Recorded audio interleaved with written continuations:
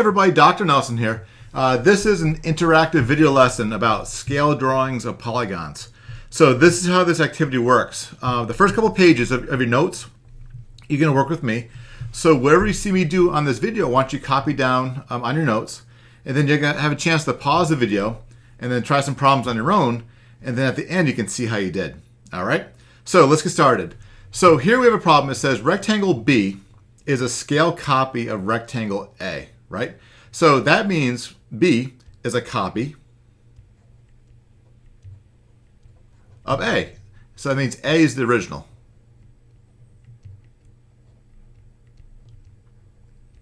All right.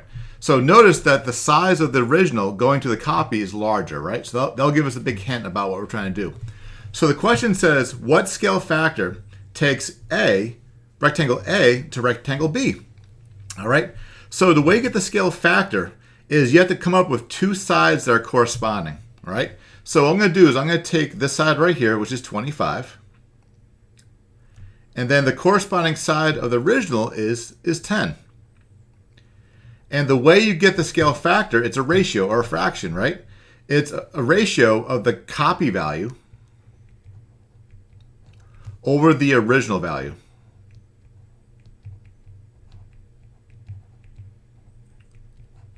So for this one, we know the value of the copy side is 25. And we know that the value of the original side is 10.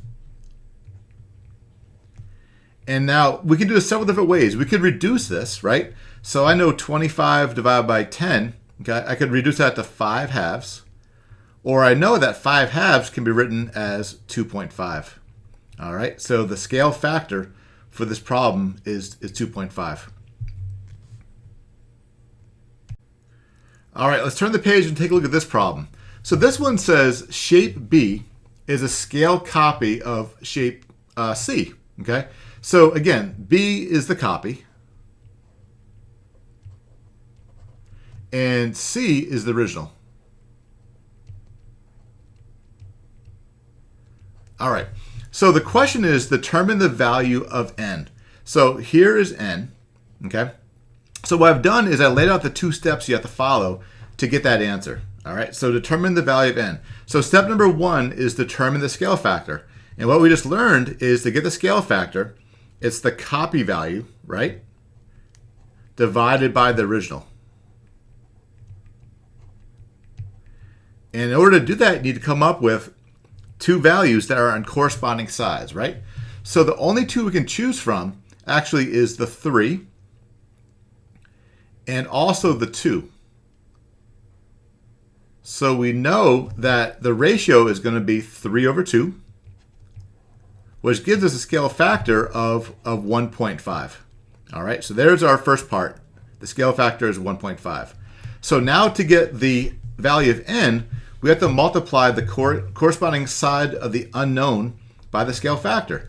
So here's the unknown, that length.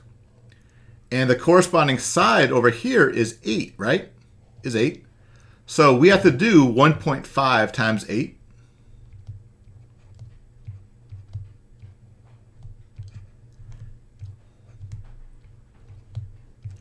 And when we do that, we get an answer of 12. So the value of n is 12. All right, so what I want you to do now is I want you to pause the video, okay, and try the your turn now problems. And then when you're done, I'll hit play and we can see how you did. All right, good luck.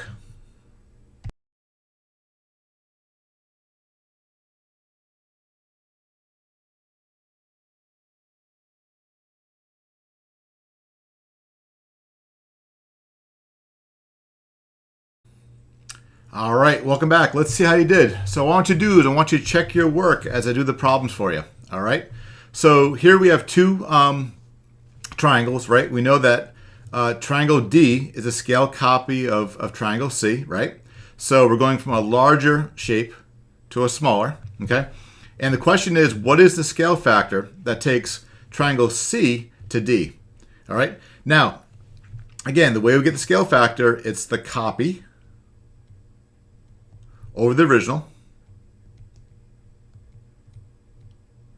And now we need to come up with a pair, again of corresponding sides, right?